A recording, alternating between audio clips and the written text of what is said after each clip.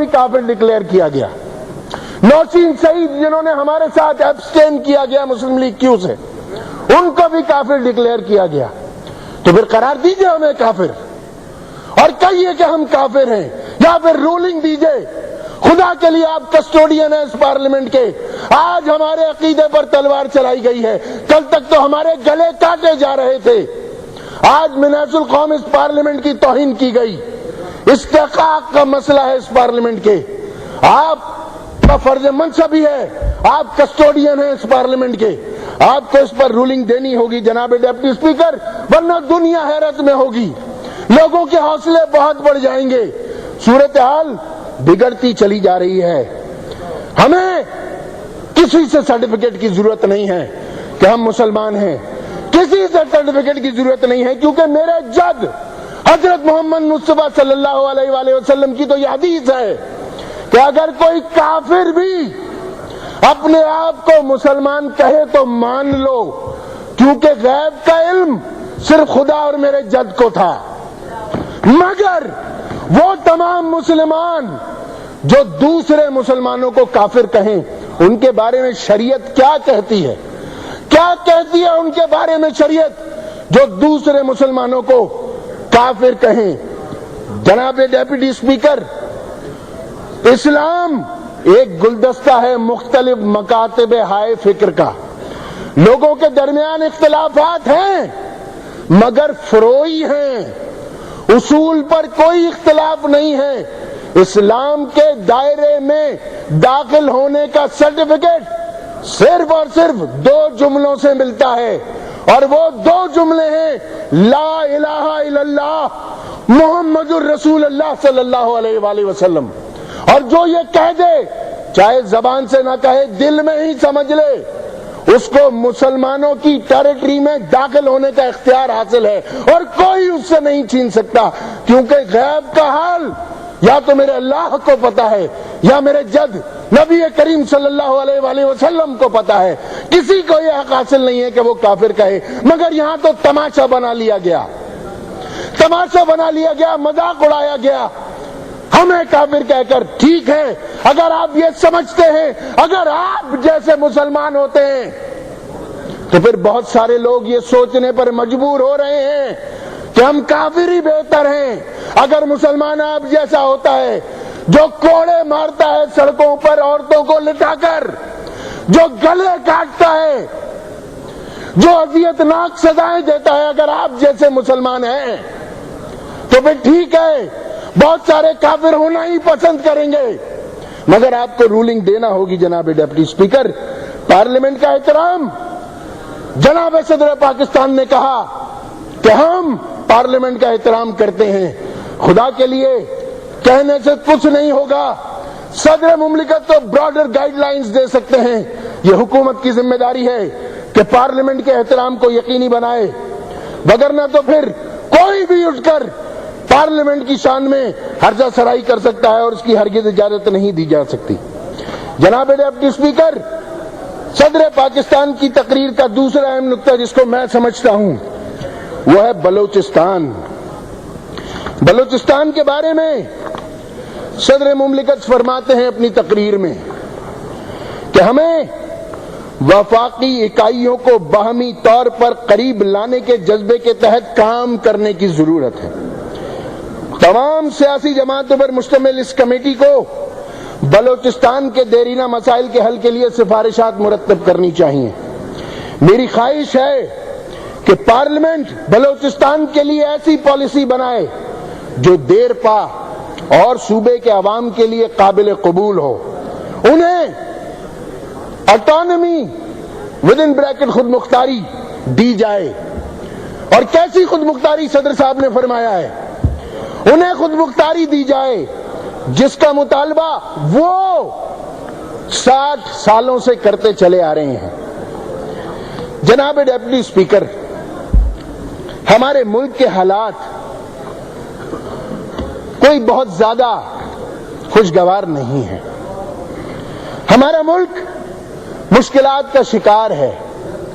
بیرونی دباؤ ایک طرف, ہمارے اندرونی دباؤ کی دلدل ہمیں اس طریقے سے نگلتی جا رہی ہے کہ آہستہ آہستہ آہستہ آہستہ ہمارا جسم اس میں دھستا چلا جا رہا ہے۔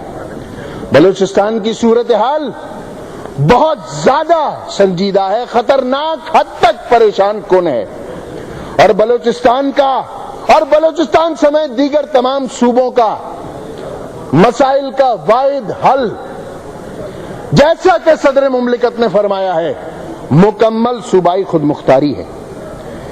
جناب ڈپٹی اسپیکر، بلوچستان میں 3 قوم پرست رہنماؤں کو شہید کیا گیا۔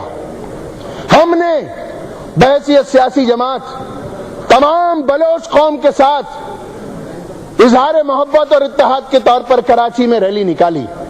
ہم نے مذمت کی ان تمام بلوچ رہنماؤں کی شہادت کی، بشمول نواب اکبر بگٹی شہید کے۔ ہم یہ سمجھتے ہیں کہ یہ مسئلے قتال و جدال سے حل ہونے کے نہیں ہیں۔ جناب ڈپٹی اسپیکر، پاکستان کی قوم کو احساس محبت کی ضرورت ہے، ایک ایسی حکومت کی ضرورت ہے جو دست شفقت دراز کرے پورے پاکستان پر۔ ایسی مملکت کی ضرورت ہے جو آغوش مادر کی طرح اپنے ہر بچے کے لیے کشادہ ہو۔ بچے ہر طریقے کے ہوتے ہیں جناب ڈپٹی اسپیکر، کچھ میری طرح کے ہوتے ہیں ضدی شریر، اور کچھ بچے ایسے ہوتے ہیں کہ جو اپنے ماں باپ کا ہر حکم مانتے ہیں۔ کچھ ایسے بچے ہوتے ہیں میری طرح جو شاید اختلافات بھی کرتے ہیں، مگر ماں کا جذبہ محبت، ماں کی ممتا اپنی تمام اولادوں کو سمیٹے رکھتی ہے۔ آپ نے مرغی کو تو دیکھا ہوگا کہ کس طرح اپنے بچوں کو اپنے پروں میں سمیٹتی ہے۔ آج مملکت خدا داد سے ہر پاکستانی کی یہی توقع ہے کہ وہ اپنے تمام بچوں کو اپنے پروں میں سمیٹے رکھے کسی بھی مشکل سے۔ بلوچستان کے عوام کے مسائل کا حل اس مملکت کو کرنا ہوگا جناب ڈپٹی اسپیکر۔ بلوچستان سمیت دیگر تمام صوبوں کے لوگوں کا احساس محرومی، احساس بیگانگی کی طرف بڑھ رہا ہے جناب ڈپٹی اسپیکر، اور یہ احساس بیگانگی کہیں سوا نہ ہوتا چلا جائے۔ ہمیں ڈر ہے، لہذا ہم نے اس پارلیمنٹ میں تمام بلوچوں، تمام پختونوں، تمام پنجابیوں، سندھیوں، تمام مہاجروں، سب کے سرائکیوں کو ان کے تمام مطالبات کو سامنے رکھتے ہوئے 18واں ترمیمی بل جناب کی خدمت میں پیش کیا ہے۔ وہ جا چکا ہے اسٹینڈنگ کمیٹی میں، 1 مہینے کی مدت ہوتی ہے کہ وہ اسٹینڈنگ کمیٹی سے واپس آ جائے۔ جناب ڈپٹی اسپیکر، ہماری گزارش ہے، دست بستہ گزارش ہے کہ خدا کے لیے اس بل کو پارلیمنٹ میں لائیے، بحث کیجئے اس پر، تاکہ ان بچوں کو، بلوچستان کے وہ بچے جو کہ اس مملکت کو، مملکت خدا داد کو اپنی ماں کہتے ہیں، ان کے لیے تقویت کا باعث ہو، اور وہ یہ سمجھیں کہ واقعی یہ پارلیمنٹ اگر نفاذ عدل کے اوپر سائن کر سکتی ہے تو بلوچستان کے لوگوں کے مسئلے کو بھی یونانیمسلی اپروو کر سکتی ہے۔ یہ وقت آ چکا ہے جناب ڈپٹی اسپیکر کہ خدا کے لیے اس پر بحث کریں۔ ہم نہیں کہتے کہ وہ صحیفہ آسمانی ہے وہ بل، بحث کے لیے لائیے، پارلیمنٹ کو اپروو کرنے دیجئے، بحث کرنے دیجئے، جو پارلیمنٹ مناسب سمجھے۔ ہم نے تو اس کو صرف آپ کے سامنے پیش کر دیا ہے۔ جناب ڈپٹی اسپیکر، اگلا نقطہ جناب ڈپٹی اسپیکر، دہشت گردی۔ دہشت گردی پر صدر مملکت نے بڑی خوبصورت بات کی ہے۔ میں سلام پیش کرتا ہوں صدر مملکت کو، جو انہوں نے فرمایا ہے۔ انہوں نے فرمایا اپنے اس خطاب میں، ہمیں سلامتی کے ایسے مسائل درپیش ہیں جن کا فوری حل ضروری ہے، اور اپنے اتحادی ساتھیوں کے مشورے سے حکومت نے ایک سہجتی حکمت عملی ترتیب دی ہے۔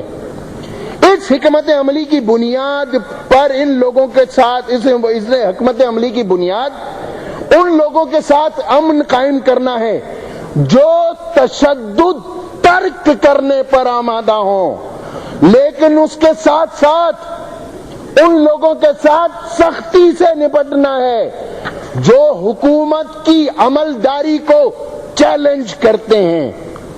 मजीद फरमा